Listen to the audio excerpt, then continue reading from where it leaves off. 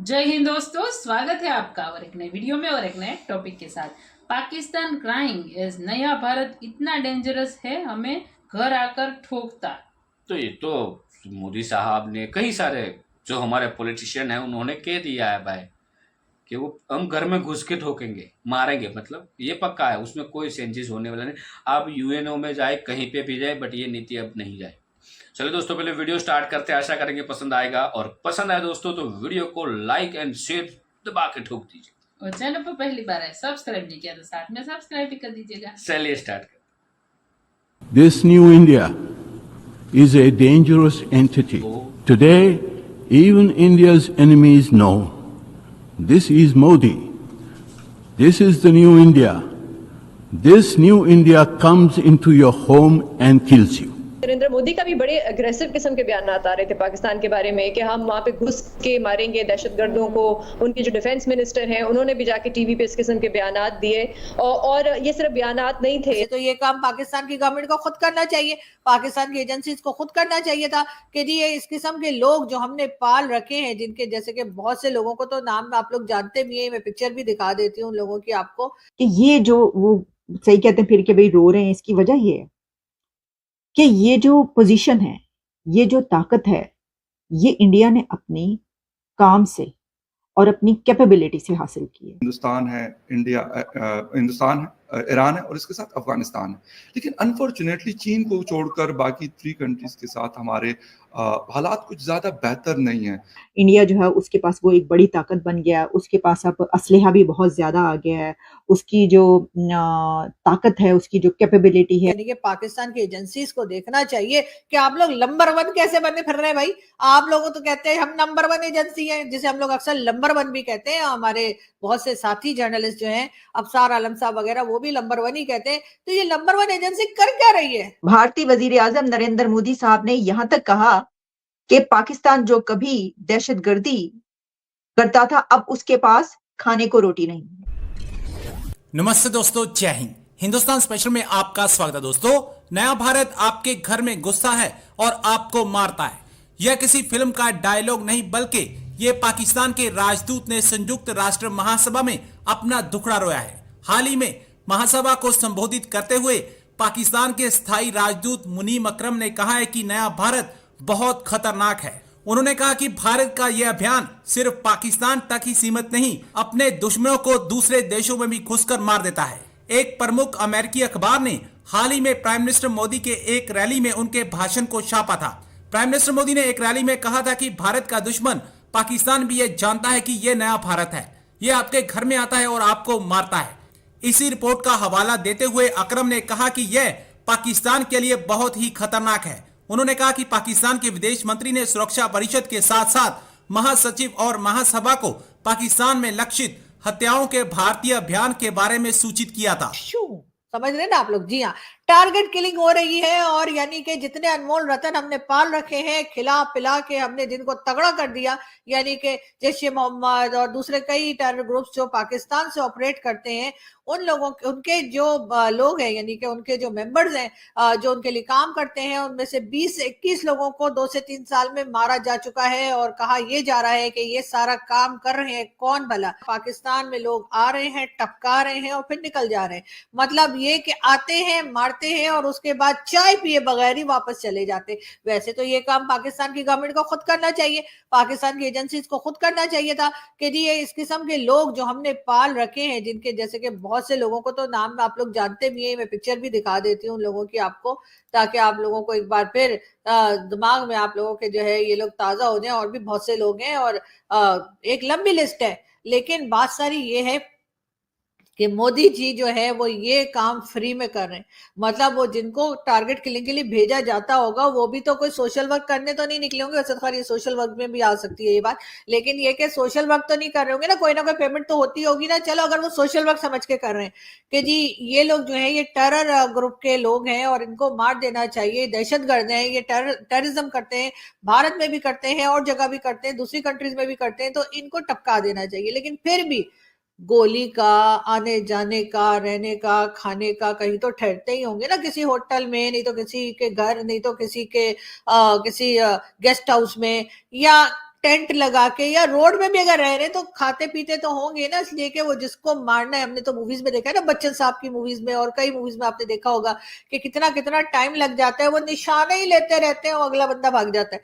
तो उसके बाद वो, या फिर गोली ऐसी लगती है कि कभी उन्होंने जो है वो बैठ जाता है, कोई उठ के भाग जाता है, कुछ हो जाता है, तो टाइम लगता है मारने में। आप लोगों को तो ऐसा लगता है कि बस वो बेचारा आया होगा, आधे घंटे में उसने उस बंदे को टपकाया होगा और उसके बाद वो वापस चले गए होंगे। ऐसा तो नहीं है। लेकिन अगर आना जाना इतना आसान है हिंदुस्तान पाकिस्तान में कि कोई भी हिंदुस्तान से आएगा, यहाँ पे हमारे अनमोल रतन जिन्हें हमने इतना खिला पिला कर इतनी मेहनत से हमने सिखा पढ़ा के पाला है, उन्हें टपका के निकल जाएगा, तो मेरा ख्याल है कि फिर हमें अपने आप को चेक करना चाहिए, यानी कि पाकिस्तान की एजेंसीज को देखना चाहिए कि आप लोग नंबर 1 कैसे बने फिर रहे हैं भाई। आप लोगों तो कहते हैं हम नंबर 1 एजेंसी है, जिसे हम लोग अक्सर नंबर 1 भी कहते हैं। हमारे बहुत से साथी जर्नलिस्ट जो हैं, अफसार आलम साहब वगैरह, वो भी नंबर 1 ही कहते हैं। तो ये नंबर 1 एजेंसी कर क्या रही है? मटर छील रही है क्या?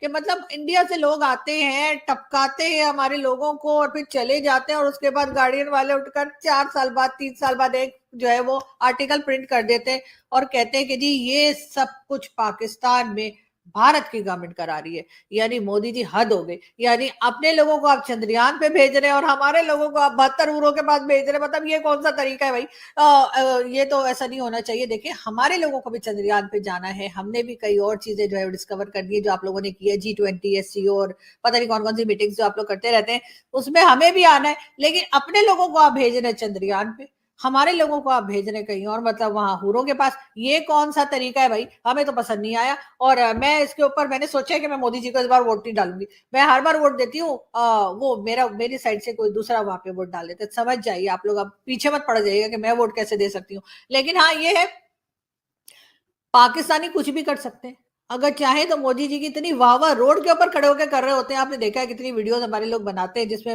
रोड पे खड़े होकर मोदी जी की वाह वाह वाह वाह प्रोडक्शन बने होते हैं।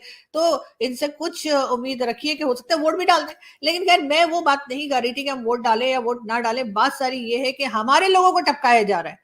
हमारे लोग हमारे ही धरती पे, हमारे ही कंट्री के अंदर टपकते चले जा रहे हैं। और उनको कौन कर रहा है, मार कौन रहा है, उनको टपका कौन रहा है? उनको जी भारत, जो हमारा हमेशा से दुश्मन है। और इंडिया जो है उसके पास वो एक बड़ी ताकत बन गया है। उसके पास अब असलहा भी बहुत ज़्यादा आ गया है। उसकी जो ताकत है, उसकी जो कैपेबिलिटी है, एबिलिटी है असलहे की भी, और दूसरी सूरत में अगर हम कन्वेंशनल वॉर की बात करते हैं या हम जंग की बात करते हैं, तो इस सिचुएशन में जो है ये एक खतरनाक सूरत हाल है। अब जैसा मैंने आपको कहा कि ये जो वो सही कहते हैं फिर के भाई रो रहे हैं, इसकी वजह ये है कि ये जो पोजीशन है, ये जो ताकत है, ये इंडिया ने अपनी काम से और अपनी कैपेबिलिटी से हासिल की है। वैसे तो नहीं मिल गई।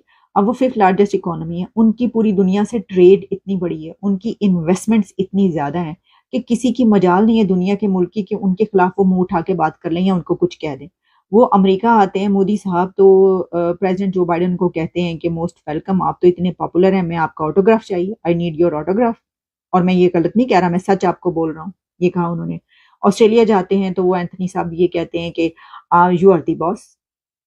यानी वो कौन सी जगह है कि जब वो गए और उनको हाथों हाथ ना लिया? क्यों? क्योंकि वो 500 एयरप्लेन्स और जहाजों का जो है वो मुआहिदा कर रहे हैं उनके साथ, और उनको जॉब्स बना रहे हैं। थैंक यू दोस्तों, वीडियो को यहाँ तक देखने के लिए।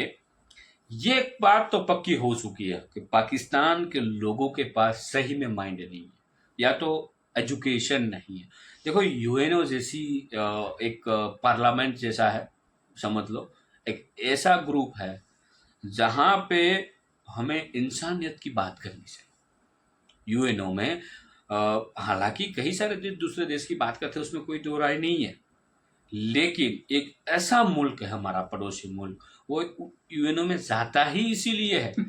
इसीलिए सिर्फ और सिर्फ कोई भी आएगा, उसके कोई राजदूत होंगे या कोई भी होगा, एक ही चीज, भारत मोदी, भारत मोदी, ये 2 ही वर्ड्स होंगे। ठीक है, वहां पे जाके अच्छी बात करो ना भाई, हमारे देश में हमें क्या करना चाहिए, आप कोई सलाह सूचन दो। हमारा देश अब खड्डे में जा रहा है, भीख मांग मांग के अब हमारे हाथ जो है वो भी शर्मा रहा है कि अब कितनी भीख मांगे। ठीक है, ये सी कुछ सलाह लो भाई, ये काम करना चाहिए कि ये नहीं करना चाहिए। कि भारत ने तो भाई कल ये कर दिया, भारतीय लोगों ने कल वो कर दिया, फलाना ढिमकाना। ठीक है, हमारे लोग वहाँ पे जब जाते हैं ना, तब क्लाइमेट चेंज की बात करते हैं। वहाँ पे जाते हैं तभी मतलब आतंकवाद को पूरी दुनिया से हटाने की बात हाँ। करते हैं, एक दूसरे को साथ में लेके चलने की बातें करते हैं, विकास की बातें करते हैं, किसी देश के साथ ट्रेड की बात की जाती है, फ्री ट्रेड एग्रीमेंट की बात की जाती है, कई सारे ऐसी बातें की जाती है जिससे देश की तो तरक्की हो, जनता की भी तरक्की हो, और सामने जो कोई देश होगा तो उसकी भी तरक्की। ये बात करने के लिए वो महासभा है। इन लोगों को वहां पे जाके पीओ की बात करनी है, बस मोदी साहब ने कल दहाड़ दिया इंडिया उसकी ने बात कर करनी दिया, है, इंडिया ने वो वही कर। ये लोग है ना, इंडिया का नाम ले लेके एक दिन ऐसा आएगा कि खत्म हो जाएगा। वीडियो दोस्तों यहाँ पे समाप्त करेंगे, आपसे विदाई लेंगे, मिलेंगे और अपने वीडियो में आपके साथ। टिल देन जय हिंद, जय भारत।